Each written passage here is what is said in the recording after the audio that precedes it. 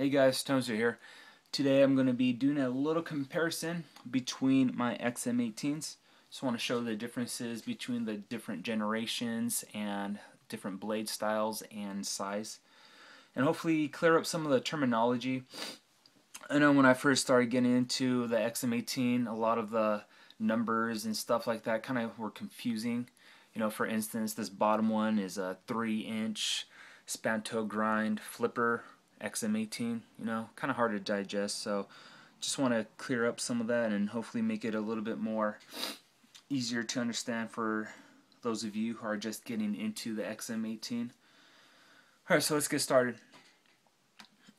First off, this is a 3rd generation, and this one is a 4th generation. Right now, the 4th generation is only available in the 3.5-inch version, and I do not own a 1st or 2nd generation just because those are a little bit harder to come by because they were more handmade by Rick Hinder. I believe the 1st and 2nd generation blades were hand ground, and these ones are done on a machine. So the biggest difference, or one of the biggest difference between the 3rd and 4th generation is the stop pin location.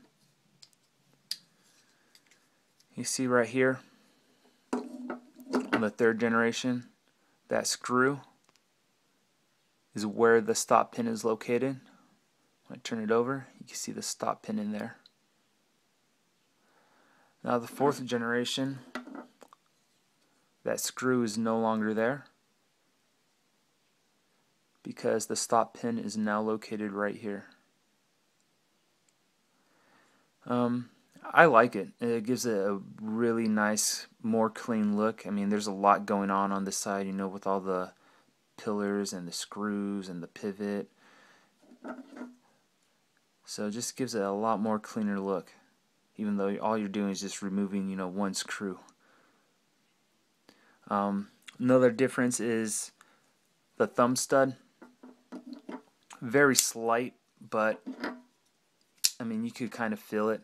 I don't know if you guys can see on my camera, but with the 3rd generation, it's more squared off, and the 4th generation is more rounded off. They're both the same kind of volcano style thumb stud, but I don't know if you guys can see in my camera how this one, the top is more rounded off, is very comfortable, whereas these ones are just squared off.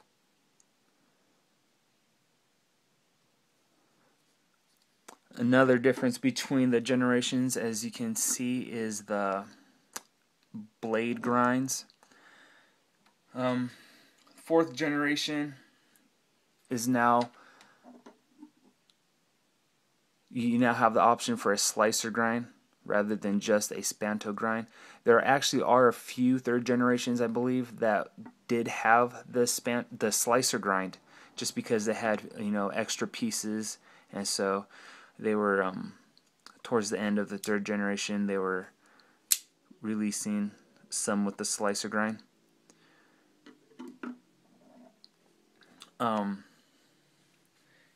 But as of now, the 4th generation is only available in the 3.5-inch version. They don't have the 3-inch version out yet, and you can get either Spanto grind or slicer grind,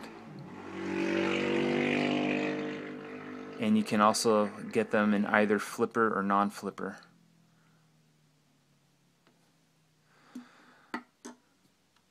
Alright, so let's go over the size difference.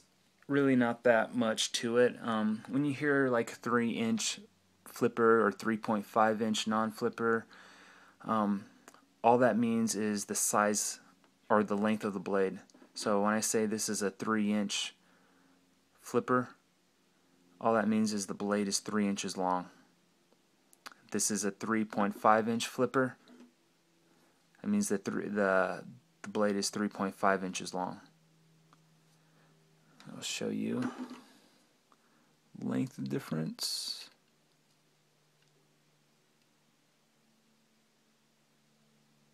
So you can see that the 3.5 inch is about half an inch longer than the 3 inch.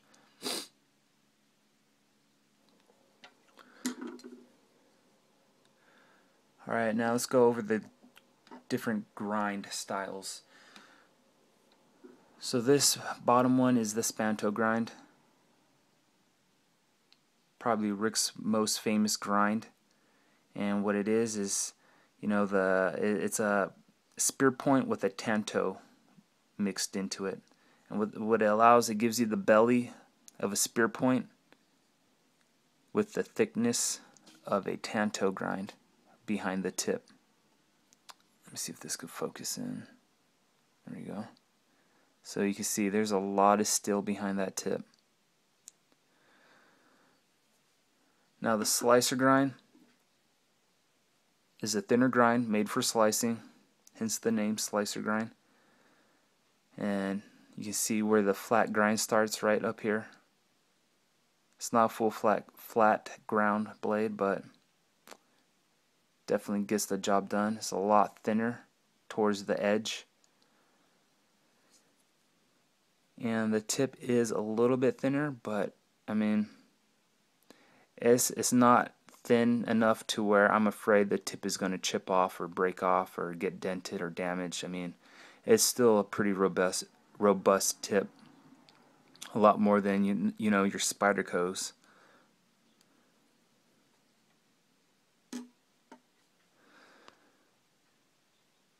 Alright, so let me do some slicing demos for you guys, some cutting demos. I want to apologize, my paper slicing skill is not the best. This one still has its factory grind. I have not cut anything with it. Well, maybe a couple envelopes, and that's about it. This one I have been using for probably a year or more, so it does not have factory grind, but I do keep it stropped. It's not as sharp as the factory grind, but it's razor sharp. But I mean, this one is laser sharp. So let me show you guys. Hopefully I can do this.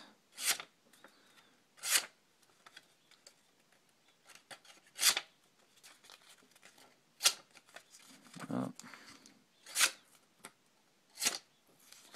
Yeah, I suck at this.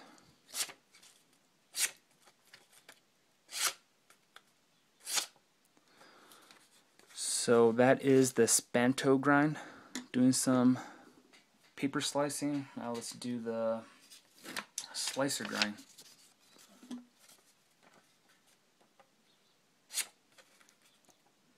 That is effortless. This thing is laser sharp.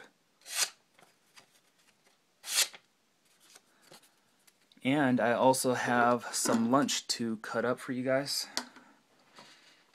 I'm going to be having a grilled chicken salad, so I thought I would cut it up for you guys. There you go, my chicken breast. Now let's show. I'm just going to use a napkin. I did not bring a fork, so this is the 3-inch Spanto grind, doing some chicken slicing.